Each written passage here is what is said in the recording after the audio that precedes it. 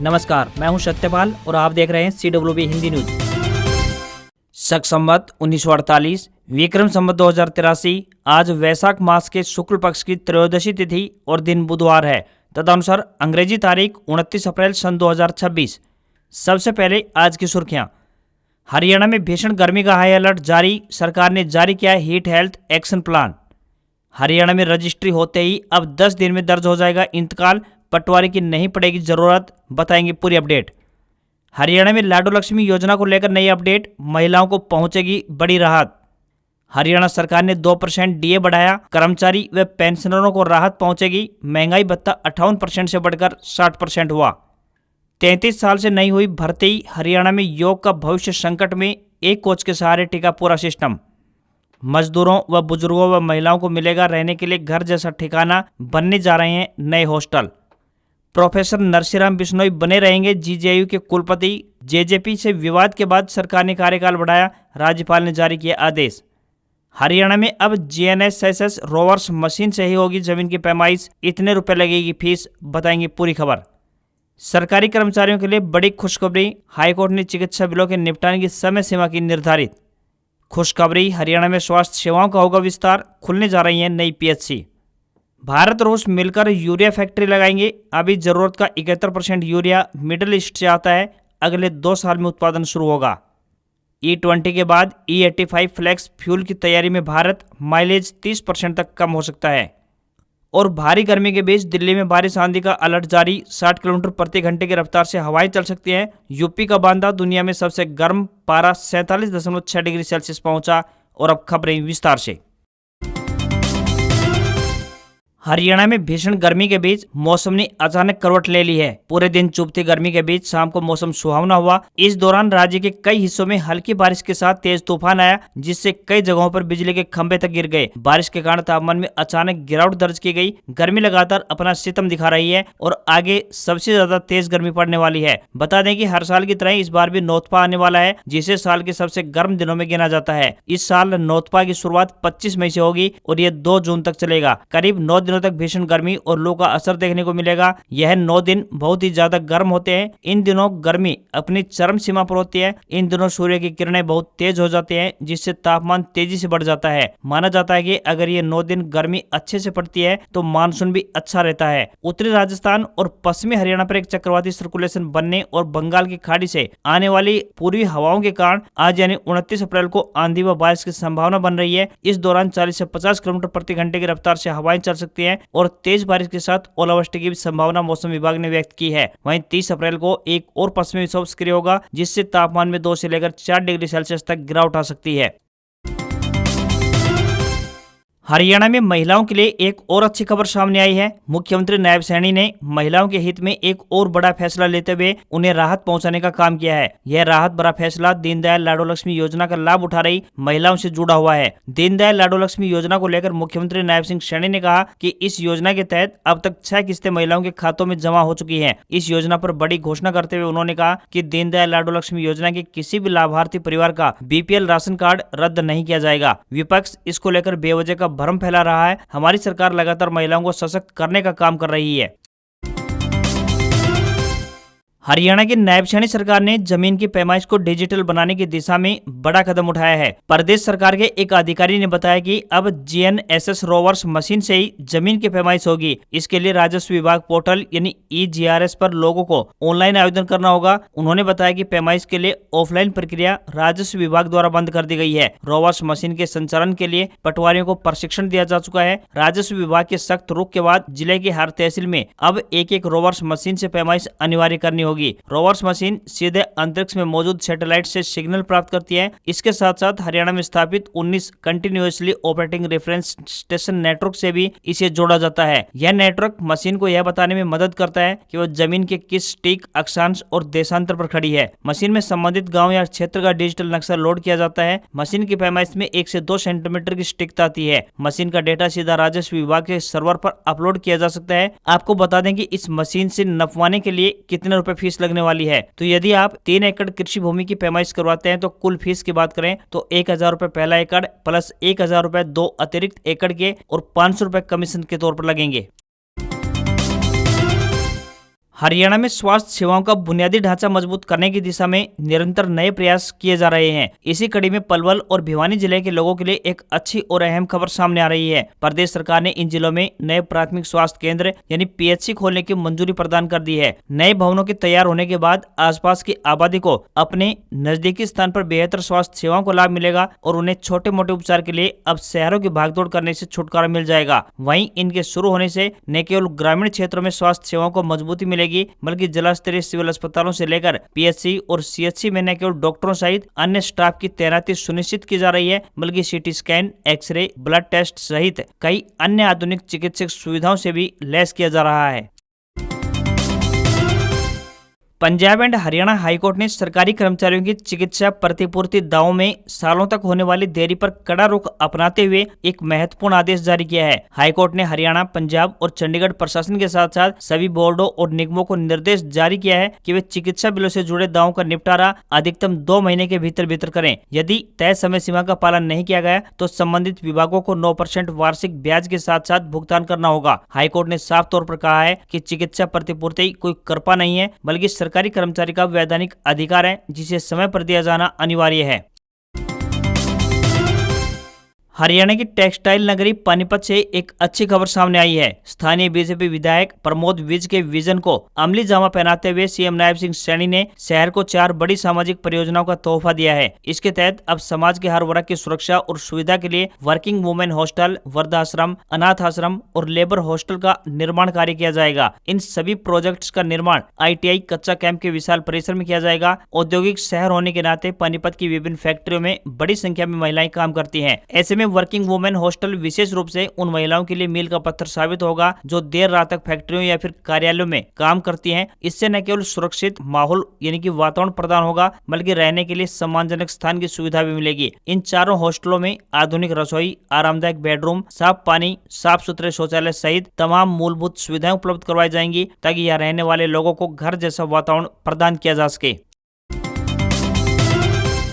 हरियाणा में योग को बढ़ावा देने के दावों के बीच जमीनी हकीकत बेहद चिंताजनक तस्वीर पेश कर रही है। यहाँ खेल विभाग में योग कोच के 66 पद स्वीकृत होने के बावजूद वर्तमान में स्थिति यह है कि पूरे प्रदेश में मात्र एक सक्रिय कोच ही खिलाड़ियों को प्रशिक्षण प्रदान कर रहा है। ऐसे में योग का भविष्य एक तरह से अंतिम सांसें गिनता नजर आ रहा है। नियमों के अनुसार हर जिले में कम से कम एक महिला और एक पुरुष योग कोच होना चाहिए, लेकिन प्रदेश के 22 जिलों में एक भी योग कोच उपलब्ध नहीं है। परिणाम स्वरूप खिलाड़ी बिना मार्गदर्शन के अभ्यास करने को मजबूर हैं और उनका भविष्य अधर में लटका हुआ है। बता दें कि मुख्यमंत्री नायब सिंह सैनी ने पिछले वर्ष अंतर्राष्ट्रीय योग दिवस पर 40 पदों पर भर्ती करने का ऐलान किया था, लेकिन यह घोषणा अब तक कागजों से बाहर नहीं निकल पाई है। फाइलें दफ्तरों में लंबित पड़ी हैं और योग का विकास केवल आयोजनों और फोटो तक सीमित होता जा रहा है। खेल विभाग के उप निदेशक लक्ष्मी पंत ने बताया कि 66 स्वीकृत पदों में से 42 पदों को भरने की प्रक्रिया प्रारंभ करने की तैयारी चल रही है। उन्होंने उम्मीद जताई कि आने वाले समय में इन पदों को भर लिया जाएगा। सबसे हैरान करने वाली बात यह है कि पिछले 33 वर्षों से विभाग में योग कोच की कोई भी नई भर्ती अब तक नहीं हुई है, और तो और इस दौरान 38 कोच रिटायर भी हो चुके हैं।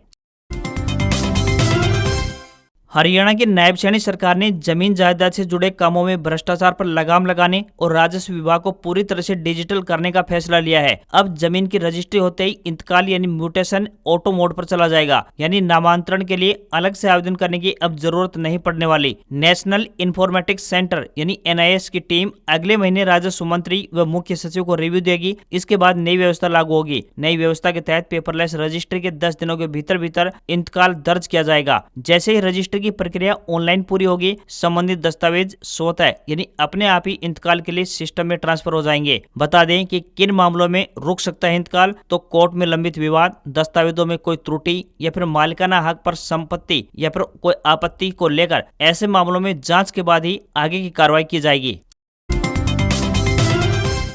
हरियाणा सरकार ने बढ़ते तापमान और संभावित लू को देखते हुए राज्य भर में हाई अलर्ट जारी करते हुए विस्तृत स्वास्थ्य सलाह लागू की है। अतिरिक्त मुख्य सचिव स्वास्थ्य डॉक्टर सुमिता मिश्रा ने कहा कि नागरिकों को लू और गर्मी से जुड़ी हुई बीमारियों से बचने के लिए हीट हेल्थ एक्शन प्लान को सख्ती से लागू करने के निर्देश दिए गए हैं। स्वास्थ्य विभाग ने सभी जिलों को सतर्क रहने, अस्पतालों में दवाइयों, ORS, IV फ्लूइड और कूलिंग उपकरणों की पर्याप्त व्यवस्था सुनिश्चित करने को कहा गया है। गर्मी से जुड़ी बीमारियों की रोजाना निगरानी और रिपोर्टिंग अनिवार्य कर दी गई है। लोगों को दोपहर के समय यानी 12 बजे से लेकर 3 बजे तक घर में रहने, पर्याप्त पानी पीने, हल्के कपड़े पहनने और सिर ढककर बाहर निकलने की सलाह दी गई है। साथ ही शराब, कैफीन और मीठे पेय पदार्थों से बचने की हिदायत दी गई है। बच्चों और बुजुर्गों का विशेष ख्याल रखने को कहा गया है। सरकार ने नियोक्ताओं को भी निर्देश दिए हैं कि वे श्रमिकों के लिए छाया, पानी और विश्राम की व्यवस्था करें। प्रशासन ने नागरिकों से अपील की है कि लक्षण दिखने पर तुरंत चिकित्सक से सहायता अवश्य लें। हरियाणा सरकार के वित्त विभाग ने आदेश जारी कर राज्य के कर्मचारियों और पेंशन भोगियों परिवार पेंशन भोगियों के लिए महंगाई भत्ता और महंगाई राहत की दरों में संशोधन किया है। नए आदेश के अनुसार 7वें वेतन पेंशन आयोग संरचना के तहत वेतन और पेंशन पाने वाले कर्मचारियों व पेंशन भोगियों को अब 58% की जगह 60% महंगाई भत्ता और राहत मिलेगी। यह संशोधन 1 जनवरी 2026 से प्रभावी होगा। जनवरी से अप्रैल 2026 तक बकाया राशि का भुगतान जून में किया जाएगा। केंद्र सरकार की तर्ज पर फैसला लेते हुए प्रदेश सरकार ने कर्मचारियों और पेंशनर्स को महंगाई भत्ता यानी DA और महंगाई राहत यानी DR में बढ़ोतरी का तोहफा दिया है। प्रदेश सरकार के इस फैसले से लाखों कर्मचारियों और पेंशनर्स को सीधा फायदा पहुंचेगा। वित्त विभाग द्वारा जारी अधिसूचना में यह भी कहा गया है कि बढ़े हुए DA से जुड़ी हुई गणना में अगर 50 पैसे या फिर उससे अधिक का अंतर आता है तो उसे पूरा 1 रुपया माना जाएगा। मतलब यह भी हुआ कि 50 पैसे से कम की राशि को नहीं माना जाएगा। ईरान जंग के कारण पैदा हुए यूरिया संकट के बीच भारत और रूस ने ज्वाइंट वेंचर में फर्टिलाइजर प्लांट लगाने की प्रक्रिया तेज कर दी है। यह प्लांट रूस के समारा में लगाया जा रहा है, जो अगले 2 साल में बनकर लगभग तैयार हो जाएगा। इसे लेकर हाल ही में एक भारतीय दल ने रूस का दौरा किया है। भारत और रूस के इस साझा प्रोजेक्ट में तकरीबन 20,000 करोड़ रुपए का निवेश होना है। रूस में लगने वाले 20 लाख टन क्षमता की यूरिया प्रोजेक्ट में इंडियन पोटाश लिमिटेड यानी IPL, RCF और NFL शामिल है। इस प्रोजेक्ट के जरिए भारत खाद की आयात पर निर्भरता कम करना चाहता है। भारत अपनी खेती के लिए नाइट्रोजन आधारित खाद यूरिया पर बहुत ज्यादा निर्भर है। वर्तमान में भारत अपनी जरूरत का तकरीबन 71% यूरिया मिडिल ईस्ट के देशों से आयात करता है। भारतीय कंपनियां इंडियन पोटाश लिमिटेड यानी IPL, राष्ट्रीय केमिकल्स एंड फर्टिलाइजर्स लिमिटेड यानी RCFL और नेशनल फर्टिलाइजर्स लिमिटेड यानी NFL मिलकर 10,000 करोड़ का निवेश करेंगे। बाकी के 10,000 करोड़ रुपए रूस की केमिकल कंपनी यूरालकेम ग्रुप लगाएगी। यह प्लांट भारत के लिए यूरिया का एक स्थायी स्रोत बनेगा। बता दें कि यूरिया बनाने में सबसे मुख्य और महंगा कच्चा माल नेचुरल गैस है। रूस दुनिया के उन देशों में शामिल है जहां गैस के भंडार बहुत ज्यादा हैं। भारत में गैस उतनी मात्रा में उपलब्ध नहीं है और हमें इसे बाहर से महंगे दामों पर मंगाना पड़ता है। इसी वजह से यहाँ यूरिया बनाना सस्ता पड़ता है। रूस के पास यूरिया बनाने की उन्नत तकनीक और बड़ा इंफ्रास्ट्रक्चर पहले से मौजूद है। वहीं यूरिया मिट्टी को जरूरी नाइट्रोजन देता है जो पौधों के लिए आवश्यक है। सही मात्रा में यूरिया का इस्तेमाल पैदावार को 20 से 50% तक बढ़ा देता है। यही वजह है कि सरकार इसकी सप्लाई में कमी नहीं आने देना चाहती। देश भर में जारी भारी गर्मी के बीच दिल्ली में आंधी और बारिश को लेकर अलर्ट जारी हुआ है। यहाँ 60 किलोमीटर प्रति घंटे की रफ्तार से हवाएं चल सकती हैं और बिजली कड़कने के साथ साथ हल्की बारिश हो सकती है। पाकिस्तान और राजस्थान के ऊपर बने चक्रवाती सिस्टम के कारण मौसम में अचानक ये बदलाव हुआ है। वहीं उत्तर प्रदेश और राजस्थान में गर्मी ने सभी रिकॉर्ड तोड़ दिए हैं। बांदा 47.6 डिग्री सेल्सियस के साथ दुनिया भर का सबसे गर्म शहर रहा। राजस्थान के जैसलमेर में 46.4 डिग्री सेल्सियस तापमान रिकॉर्ड किया गया है। वहीं मध्य प्रदेश के खजुराहो में पारा 46 डिग्री सेल्सियस पहुंच गया है, जो पिछले 10 साल में सबसे अधिक है। वहीं जैसलमेर, खजुराहो के अलावा देश के 4 शहरों में पारा 46 डिग्री सेल्सियस या फिर इससे अधिक रहा है। इनमें Barmer 46 degree Celsius, Wardha 46.5 degree Celsius, Amravati 46.6 degree Celsius और महाराष्ट्र के अकोला में 46.3 डिग्री सेल्सियस तापमान रिकॉर्ड किया गया। आज यानी 29 अप्रैल को मध्य प्रदेश, राजस्थान, गुजरात, उत्तर प्रदेश, बिहार, छत्तीसगढ़, ओडिशा, हरियाणा, दिल्ली, हिमाचल प्रदेश, पंजाब और महाराष्ट्र में हीट वेव को लेकर अलर्ट जारी हुआ है। तो असम और मेघालय में भारी से बहुत भारी बारिश होगी। वहीं उत्तराखंड में ओलावृष्टि की संभावना जताई गई है। बिजली और तेज हवाओं के साथ गरज चमक वाले तूफान की भी आशंका जताई गई है। मई में राजस्थान और यूपी के कुछ इलाकों में पारा 48 से 50 डिग्री सेल्सियस के करीब पहुंच सकता है।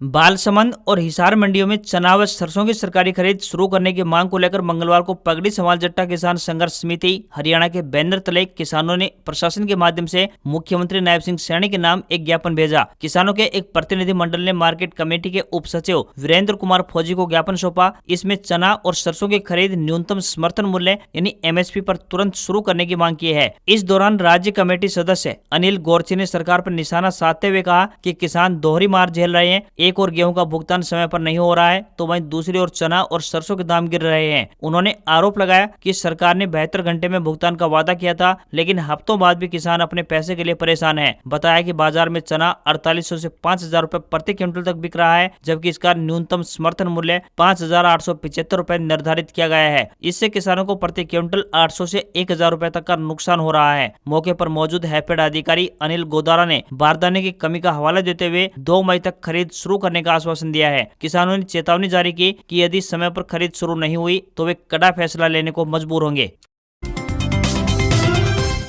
ईरान अमेरिका संघर्ष के बीच कच्चे तेल की सप्लाई संकट को देखते हुए भारत सरकार अब E85 फ्लेक्स फ्यूल की ओर कदम बढ़ा रही है। सरकार जल्द ही E85 फ्यूल की मंजूरी के लिए ड्राफ्ट नोटिफिकेशन जारी कर सकती है। इसके लिए मार्केट में आम सहमति बन चुकी है। भारत अपनी जरूरत का 90% कच्चा तेल आयात करता है। इसमें से 50% से ज्यादा हिस्सा पश्चिमी एशियाई देशों से आता है, जो हॉर्मुज स्ट्रेट से गुजरकर पहुंचता है। ईरान अमेरिका तनाव की वजह से ये रूट अब बंद है, जिससे कच्चे तेल के दाम $100 प्रति बैरल के पास पहुंच गए हैं। कच्चा तेल का महंगा होना न केवल देश की अर्थव्यवस्था पर बोझ है, बल्कि आत्मनिर्भरता के लिए भी चुनौती है। इसी वजह से सरकार अब इथेनॉल वाले ईंधन पर फोकस कर रही है। E85 फ्यूल में 85% एथेनॉल और 15% पेट्रोल होता है। अभी देश भर में E20 फ्यूल की बिक्री अनिवार्य है। इथेनॉल को गन्ने के रस, मक्का और सड़े हुए अनाज जैसे कृषि उत्पादों से तैयार किया जाता है। ये फ्यूल पर्यावरण में कार्बन उत्सर्जन को कम करने में भी मदद करता है। एक्सपर्ट्स के मुताबिक तकनीक से ज्यादा बड़ी चुनौती फ्यूल की कीमत और माइलेज है। इथेनॉल की एनर्जी डेंसिटी कम होने के कारण फ्लेक्स फ्यूल वाहनों का माइलेज 20 से 30% तक गिर सकता है। इस कमी की भरपाई के लिए फ्यूल की कीमत कम रखनी होगी। सेंसेक्स 417 अंक की गिरावट के साथ 76,887 के लेवल पर बंद हुआ। निफ्टी में भी 97 अंकों की गिरावट रही और ये 23,996 के स्तर पर पहुंच गया। बैंक में सबसे ज्यादा बिकवाली देखी गई। बैंकिंग, ऑटो और IT शेयर्स में ज्यादा बिकवाली देखने को मिली। वहीं ब्रेंट क्रूड ऑयल की कीमतें $109 प्रति बैरल के पार पहुंच गई हैं। वहीं सोने चांदी के दाम में गिरावट रही। India Boolean and jewellers association के मुताबिक 10 ग्राम 24 कैरेट सोना 1629 रुपए घटकर 1,50,000 रुपए पर आ गया है। वहीं 1 किलोग्राम चांदी की कीमत की बात करें तो 5,381 रुपए घटकर 2,38,000 रुपए पर रह गई है। तो वहीं 22 कैरेट सोने का दाम 1,36,994 रुपए प्रति 10 ग्राम के स्तर पर पहुंच गया है। आज खबरों बस इतना ही। देखते रहिए आपका अपना हरियाणा का सबसे बेहतरीन news channel CWB Hindi news. नमस्कार। इसी आशा के साथ आपका दिन शुभ रहे।